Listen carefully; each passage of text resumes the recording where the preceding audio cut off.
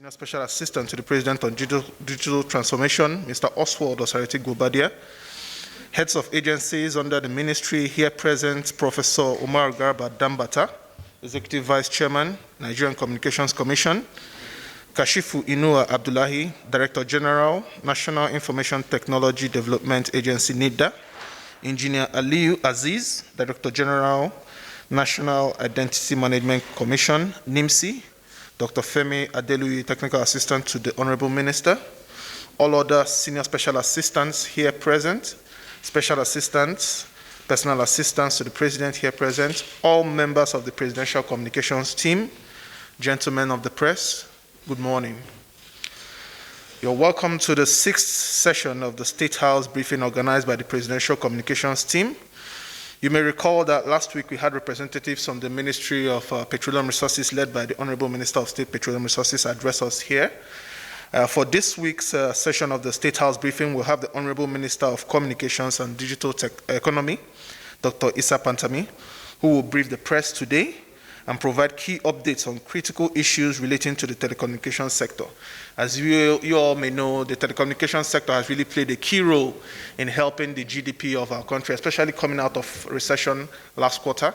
The telecommunications sector played a key role. Now, some of the issues that he'll be discussing with us this morning are the national identification number, the SIM registration process, National Digital Identity Program, strategies to increase broadband penetration, as well as using information technology, IT, to promote transparency and reduce corruption in Nigeria.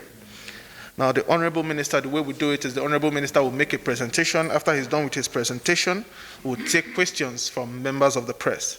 Also, we'd like to inform you that this event is being streamed live on the State House YouTube page as well as other media platforms. The links will be circulated so that everyone can share on their respective media platforms. At this juncture, I'll invite the Honorable Minister to the podium to make his presentation. After that, we'll take the question and answer session. Thank you very much. Senior Special Assistant to Mr. President on the Media and Publicity, Mallam Garba Shehu. Senior Special Assistant to Mr. President on Strategic Communications, Office of the Chief of Staff to Mr. President. Senior Special Assistant to Mr. President on Digital Transformation.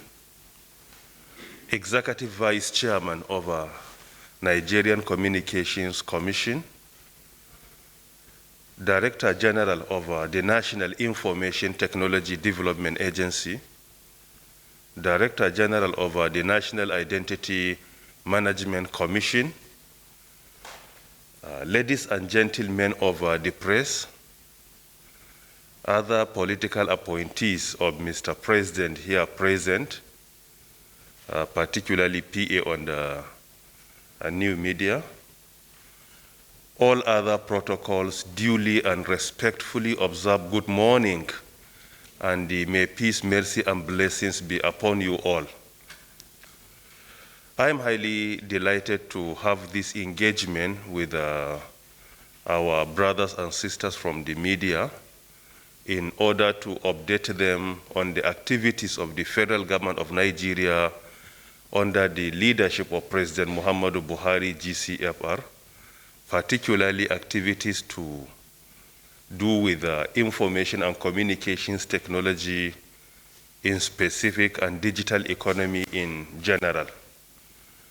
I begin by commending the effort of Mr. President team, particularly in the State House here, for coordinating this event and inviting ministers to come and stand before you, where you examine them and you x-ray their activities, you ask critical questions, and they respond. And I think this is part of accountability and transparency, and this is highly commendable.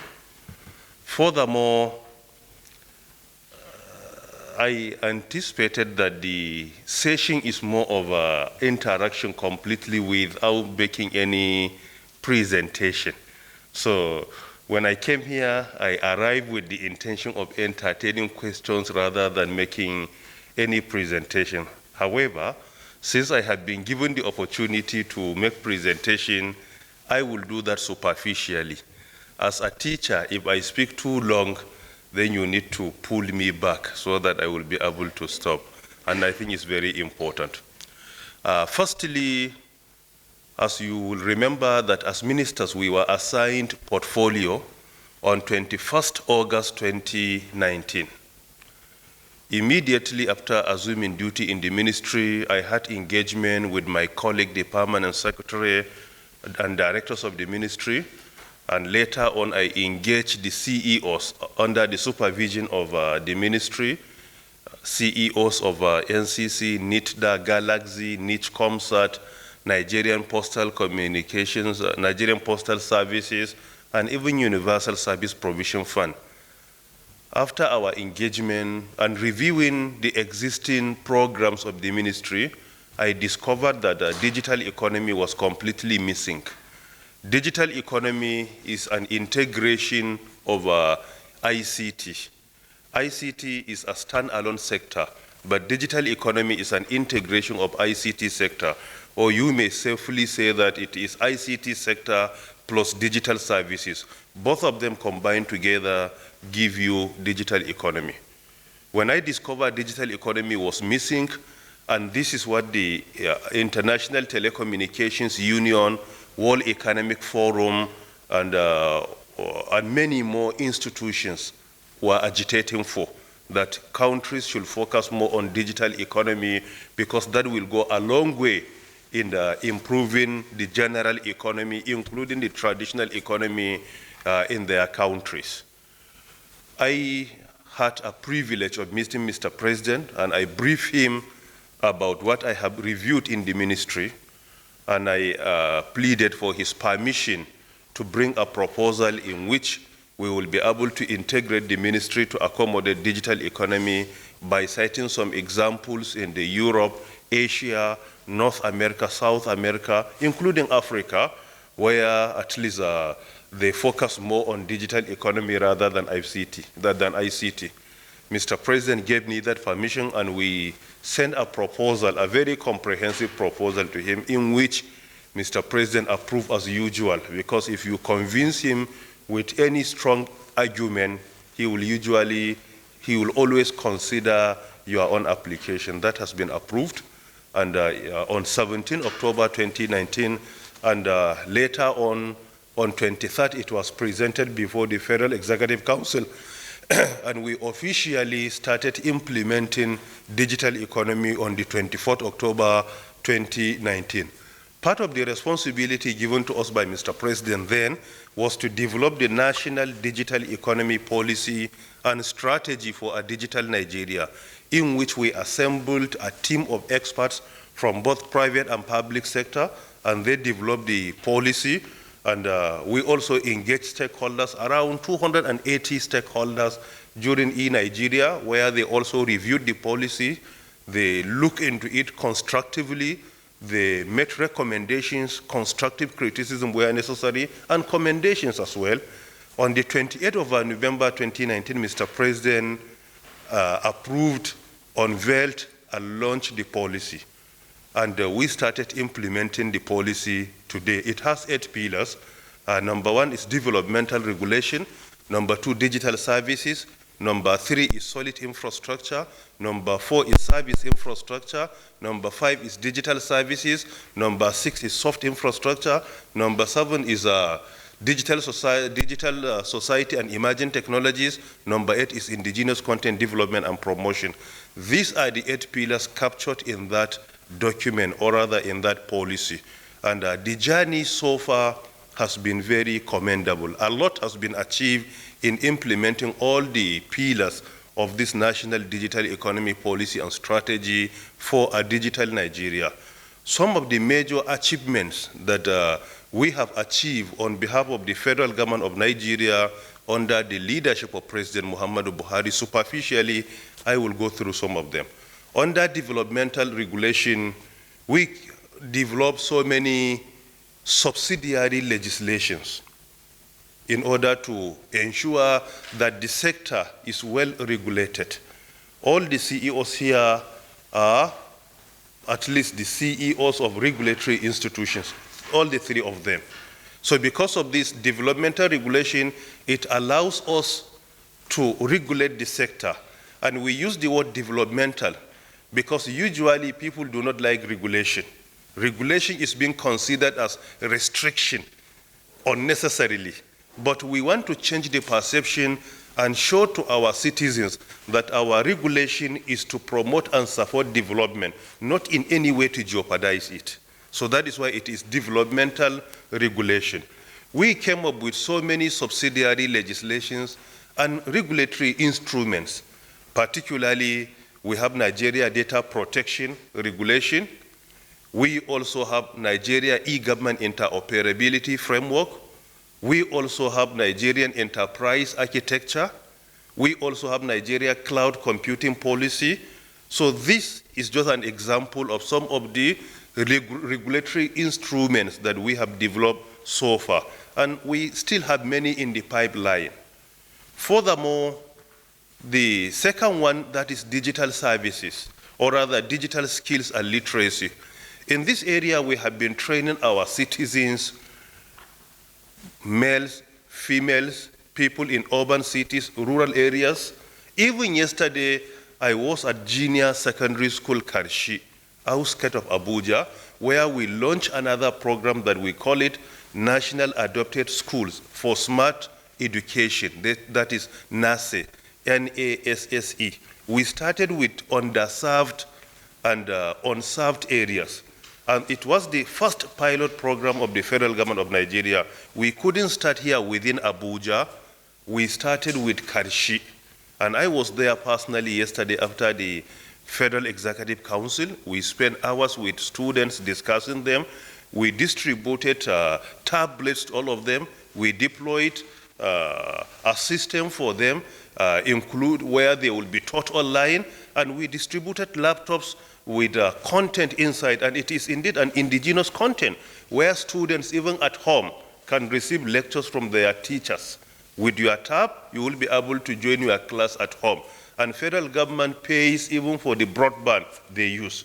It was indeed a pilot program. This is part of digital skills and literacy. In addition, we introduced so many trainings in order to ensure there is an inclusion of all our citizens, like people with disabilities. Now they are being trained. And it is the first in the history of Nigeria where people with disability are trained. We train them, we distribute facilities to all of them, we provide seed funding for them. As it is today, there are people with disabilities that became entrepreneurs in Nigeria through that training. This is in addition to training even our children in primary school. We introduce a program that we call it Catch Them Young. We try to introduce them to coding, software development, even in primary school. So these are some of the activities. And even during lockdown, when we were restricted, we were not even allowed to come outside except under critical situation or for essential services. We launched what we call Virtual Academy, 2 virtual institutions where citizens were allowed to enroll and obtain certification in emerging technologies like cybersecurity, artificial intelligence, robotics, and many more. Within that period of lockdown, through the virtual institutions we have established, more than 200,000 Nigerians enrolled and obtained their certification, and for free. And this is in addition to so many trainings we have been doing, including our civil servants. They are being trained. After every 1 or 2 weeks, we organize training for them. We establish National E-Government Training Center in Kubwa, Public Service Institute, where civil servants are being trained in batches. These are some of the activities of President Muhammadu Buhari's administration in the area of building the capacity of our citizens. Many of our citizens also obtain scholarship sponsored by federal government to study within or outside the country, particularly in areas where we believe we don't have sufficient skills, like the area of emerging technology. Some studied in Germany, some in the US, some in the UK, some in Asia, and many more. Thirdly, solid infrastructure is the third pillar.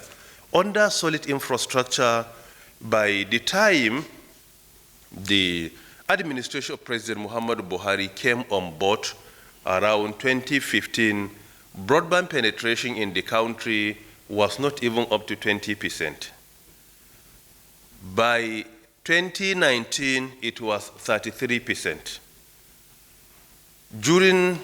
From 2015 to 2019, there was an average increase of around 5% annually.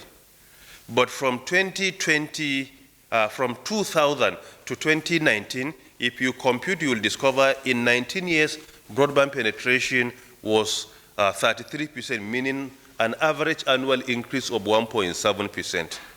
But from 2019 to 2020, we were able to, August 2019 to November 2020, we were able to increase the penetration by more than 10%.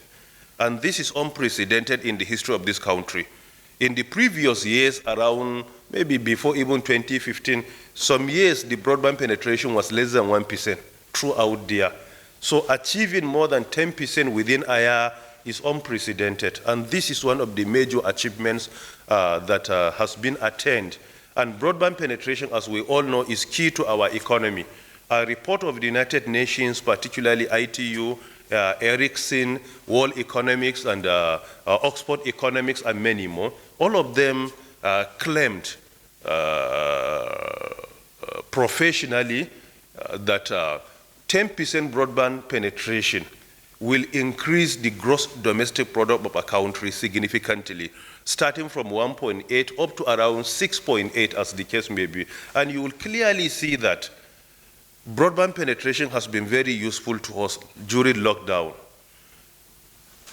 A country like the United States of America, after the end of last year, their economy was minus 19, but in Nigeria it was even minus 6. Many experts predicted that we will exit recession at the end of 2021, but at the end of 2020, we exited recession. Why? With all sense of humility, it significantly depends on the success of the digital economy sector. For example, a recent report released by National Bureau of Statistics for the fourth quarter of 2020, the report stated that the most performing sector of our economy in Nigeria is ICT sector. Not only the most performing, ICT sector grew by 14.70%, followed by another sector which grew by 3.41%. Look at the gap between 14.07% to 3.41%. ICT sector is more than 4 times the performance of the second most performing sector. Furthermore, in the entire year between January to December 2020, ICT sector grew by 12.90%, followed by another sector which grew by 3%, meaning ICT sector performed more than 3 times the performance of the second most performing sector of our economy. That aside, if you look at the second, third, fourth, fifth, sixth, and seventh most performing sectors, 6 of them combined together, their growth rate is not up to that of ICT alone. ICT alone grew by 14.07, as I said, while in the whole year by 12.90%. If you sum them all from the second to 7, you will discover the performance was 14.21%, meaning ICT alone grew by more than 0.49% of all the 6 other sectors combined together. And you will discover that where we have minus, the increase in ICT sector was more than the minus in other sectors. And by implication, ICT sector complemented the negative performance of other sector, and this played a significant role in pulling out our country from recession. And that is why we say, if we implement digital economy, we'll definitely see wonders, and this is one of them indeed. So this is part of solid infrastructure. Part of solid infrastructure also, the federal government of Nigeria has Tier 3 data center in Abuja, and we also have backup data center somewhere in the country. Why? Because data center is part of solid infrastructure. And the administration of President Muhammadu Buhari also came up with a policy which mandated all federal public institutions to ensure that citizens' data is resided within the country. And the compliance, by the time we came on board, the compliance was less than 20%, but today is more than 90%.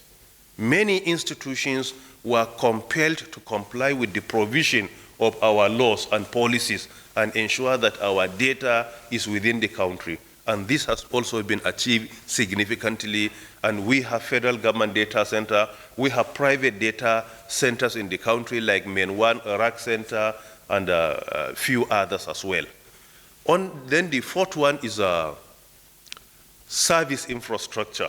That is the promotion of online activities like digital services. In that area also a lot has been achieved.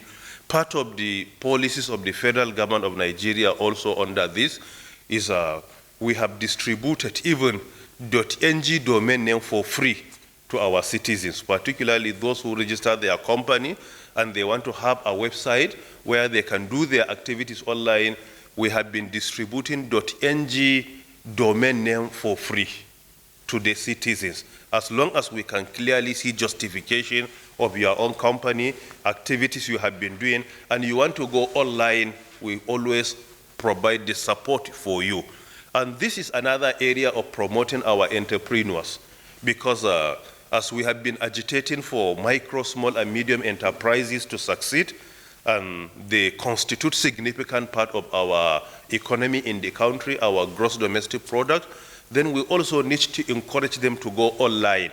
Because if you do manage your enterprise traditionally or manually, you will discover that the scope is very limited. Only people that are around will know what you are doing. But if you go online, it will give it an international face. And this is very important. And this is what makes Massachusetts Institute of Technology a very successful university globally, to the extent that their performance is being entitled as MIT Nation. The graduates of the institution, they are called MIT Nation. They are no more just a university, but rather a nation. A university that their GDP is more than that of India as a country. India GDP is around 1.98 trillion USD. But Massachusetts, MIT as a university, their collective GDP, the GDP of their serial entrepreneurs is more than that of India as a country. And if it is a nation, their GDP will make them to be the 10th largest economy globally. They will be somewhere in between Russia with GDP of 2.08%, 2.08 trillion USD, and that Russia and India. Why? Because of their approach of going online, encouraging their entrepreneurs to always have international face. That is what they call IDE, Innovation-Driven Entrepreneurship.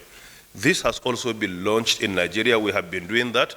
And under the administration of President Muhammadu Buhari, MIT considered Nigeria as one of their centers where they will train young entrepreneurs, they will discover some critical sectors, give all the necessary support that we need in order to ensure our entrepreneurs are very successful, particularly in going virtual and in going online. With all sense of humility, I am the Nigerian champion. I am leading a team from Nigeria that has been that has registered with MIT as an institution, and we have recently started the program. And many countries applied. Most probably they received around 400 applications. Only 6 teams were selected. And I'm glad to say that Nigerian team has been selected. Not only has been selected, among the 6 most successful teams, we are on top of all of them. And the program has started. This is part of digital services. This takes me to pillar number 5. That is soft infrastructure. Soft infrastructure is more about cybersecurity, which is also very key. As part of cybersecurity, the administration of President Muhammadu Buhari, through digital economy, we have come up with so many initiatives. One of them, we have established what we call Computer Emergency Response and Readiness Team. That is CERRT, Computer Emergency Response and Readiness Team.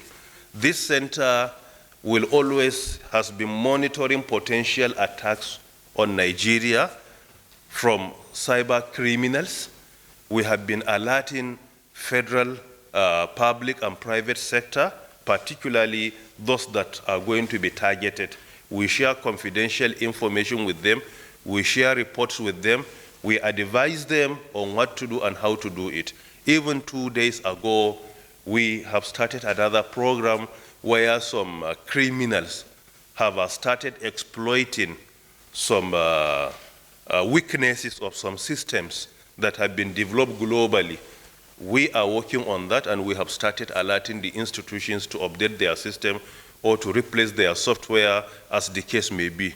The issue of cybersecurity is not an issue that we speak on length in public. It is more of creating awareness on what to do and how to do it. And we have been very successful in doing that. We also introduced training on cybersecurity to our staff in the public institution where they are being trained.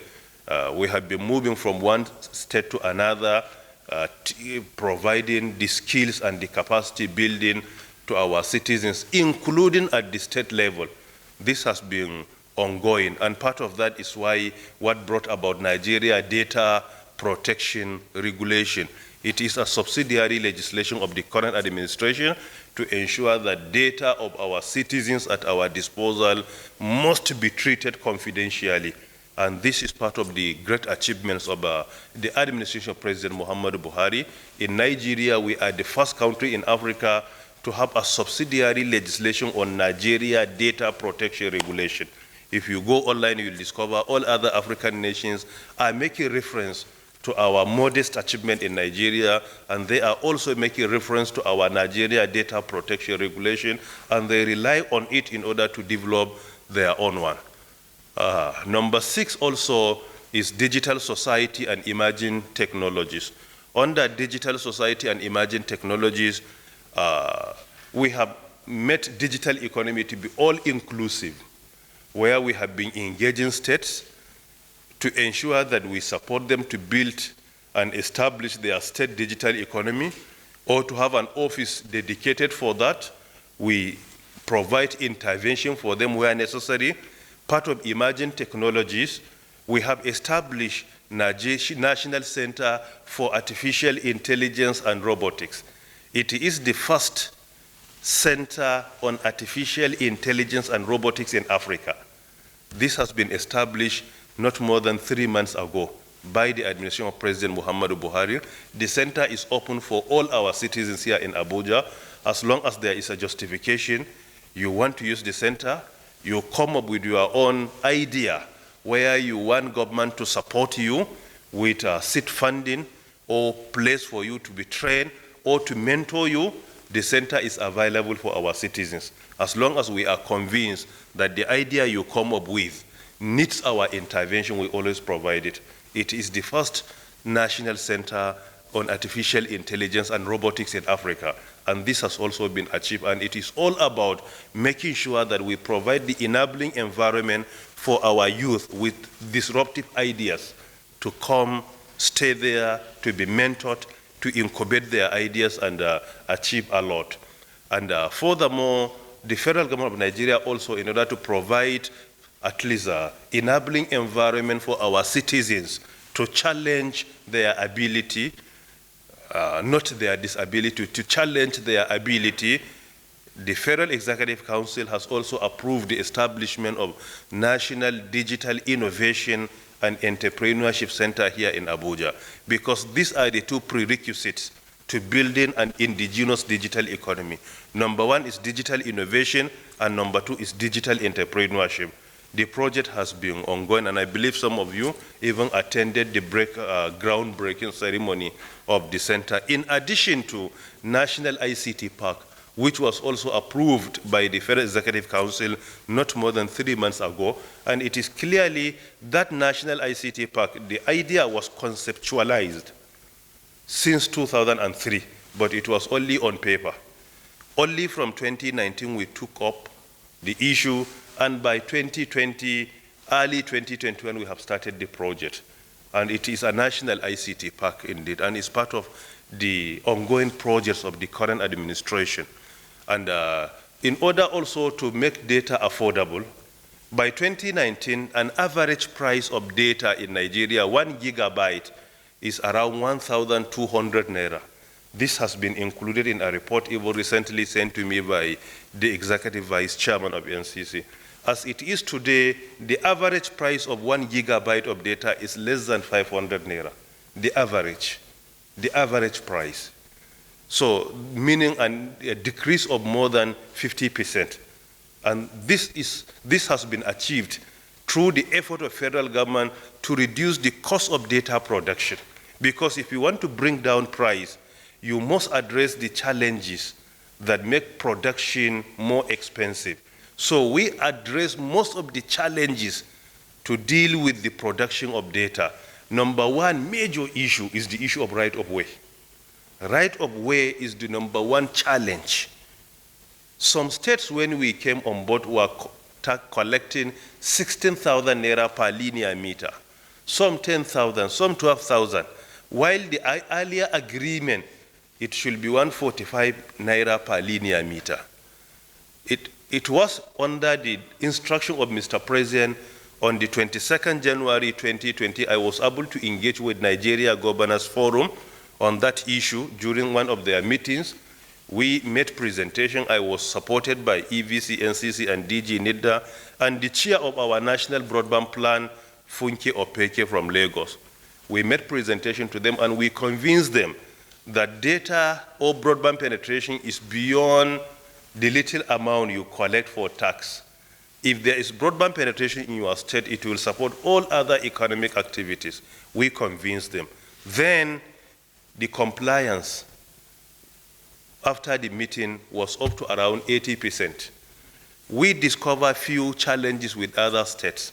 Only 2 weeks ago, I also engaged them through National Economic Council under the leadership of His Excellency, the Vice President, Professor Yemi Oshimbajo. I also engaged all the governors, and there and then we had an agreement that from now henceforth, all other states will comply to 145 per linear meter. This is a deliberate attempt to ensure we reduce cost of production. By doing that, the price of data will continue to come down. And this has been achieved significantly. And for the first time, when the investors complain about vandalization of their infrastructure, we wrote a request to Mr. President in which he approved by directing all security institutions to provide protection to our critical national infrastructure under the ICT sector.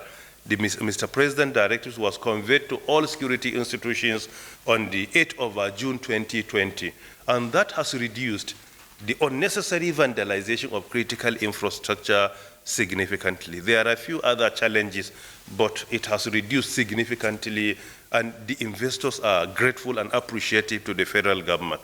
This takes me to number 7 of our pillars briefly. That is digital society and emerging technologies. I think it's number 7. Then number 8, that is indigenous content development and promotion. Indigenous content is to ensure to implement the statement of Mr. President. We produce what we eat, and we eat what we produce. This is not just a physical or a literal interpretation, but we have expanded it into more technical, meaning this should not be restricted to agriculture, but rather even in ICT. We must produce what we eat, and we must eat what we produce. Many peripheral devices and other requirements are being produced so far locally.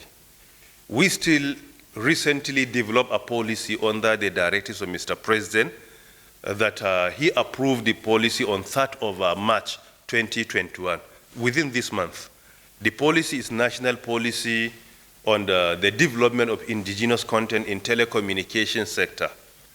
That policy is to ensure that before the end of our administration, we want to ensure that whatever we have the capacity to develop locally, there is no any room for importation.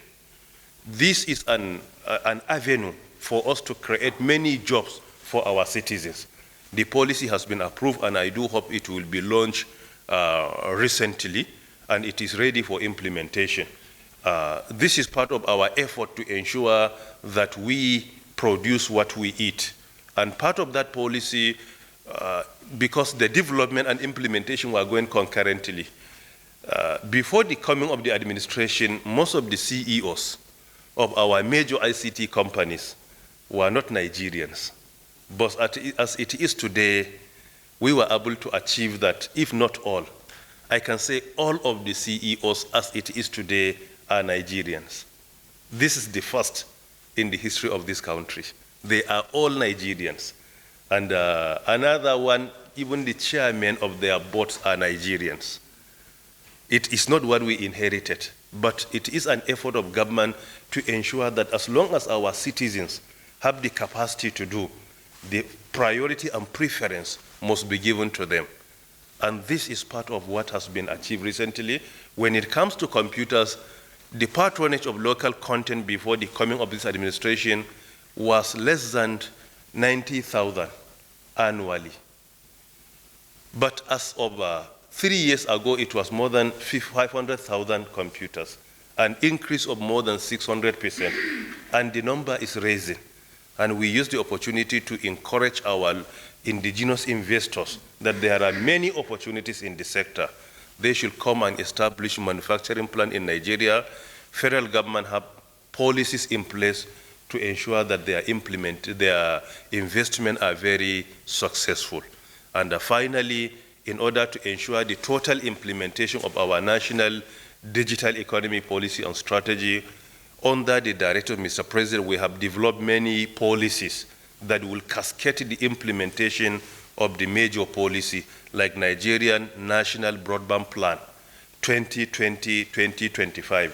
We want to ensure that by 2025, penetration of broadband within our population, 90% minimum target. When it comes to our landmass, minimum target is 70%. And we want to ensure as well that in urban cities, we have a minimum of 25 MB per second, while in rural areas, we have a minimum of 10 MB per second. And we plan that by the time we develop the plan, the average price of 1 gigabyte, as I said earlier, is 1,200.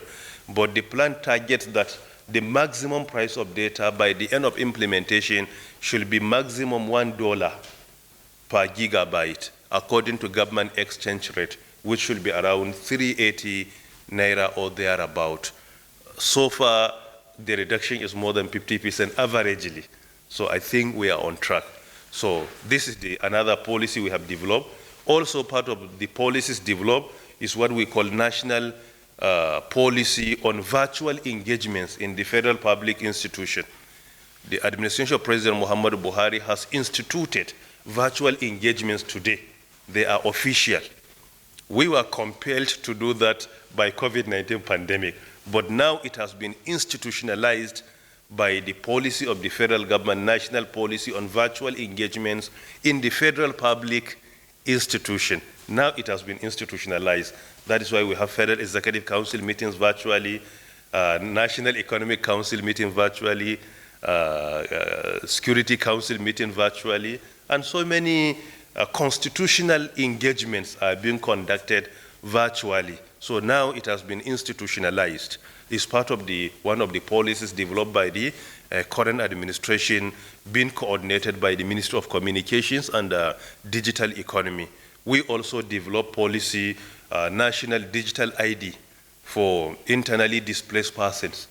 We don't have a complete database of our citizens in place, but we want to ensure we give priority to people that are vulnerable, people that don't have any means of identification. You will discover they are mostly in IDPs. That policy has been developed that whenever there is any displacement, we will ensure we go there, we provide digital ID for all of them, so that government will be able to know how many people are displaced, and it will promote accountability and transparency when it comes to spending. You know, you have 50,000 people there, 11,000 there. So whatever is spent, there must be a justification to agree with the total number of people that have been displaced in that area. It's one of the policies developed by the administration of President Muhammadu Buhari. Only 2 weeks ago also, we developed and launched another policy, that is National Policy on VSAT Core Skills Installation. VSAT Installation Core Skills. It is a national policy where we have launched it by providing our citizens with the key skills required for VSAT installation. The training took place for the first batch in Lagos, I think Ogun, then the 2 states also in the southeast, 2 states in the south-south, 2 states in the north-central, 2 states in the northwest, 2 states in the northeast. We have started the training, and including digital job creation training for our citizens. This is another policy, because the market of VSAT installation is very encouraging. That is why even the United Nations make it a policy to support countries to develop their skills. We have launched the policy and we have started the implementation. The administration of President Muhammadu Buhari under digital economy, we have developed the policy of a national policy for for the development of indigenous content in the telecommunication sector. We also developed national policy on NIN and SIM registration. It is also a new policy of the administration of President Muhammadu Buhari. We also finished the draft work of national policy on digital innovation and entrepreneurship. We are at the final stage of the policy, at least 95% done. So we have developed more than a dozen policies. And not only the development, we ensure that all policies are being implemented. We don't have a single policy that has been developed which we have not started the implementation critically. And finally, when it comes to national identity number, which is another issue, based on the requirement by law, each and every citizen and legal resident must obtain his national identification number, that is NIN, which is being coordinated by the National Identity Management Commission. It's a requirement by law, but many citizens ignore it. What we have achieved in the area of enrollment, from the time Mr. President has directed me to supervise NIMC to date, is unprecedented. And we will continue to ensure that in the next few years, we have almost a complete database of all our citizens in the country. It is a requirement by law. No country will be successful in education or health or budget planning or national planning without database of its citizens in place. What I inherited in the database is less than 20% of our population. But we want to ensure that before we leave office, we will look at the database and be proud of our country. This is what the US did. They have social security number. In the UK, they have national insurance number. For example, in Saudi Arabia, I know they have Iqama number. In India, with their population, they have Aadhaar number. In Pakistan, they have NITDA number. What we have started of linking NIN with SIM, recently Pakistan copied from us. Any country dealing with insecurity must give priority and preference to that. It is for national interest and to ensure we contribute our quota towards ensuring that our citizens are well protected. We understand our priority as a government is the protection, the security and welfare of our citizens as in the Constitution 1999 as amended Section 14, subsection 2 under Article B. And that is why whatever we do, that should be our priority and preference. Thank you very much for listening.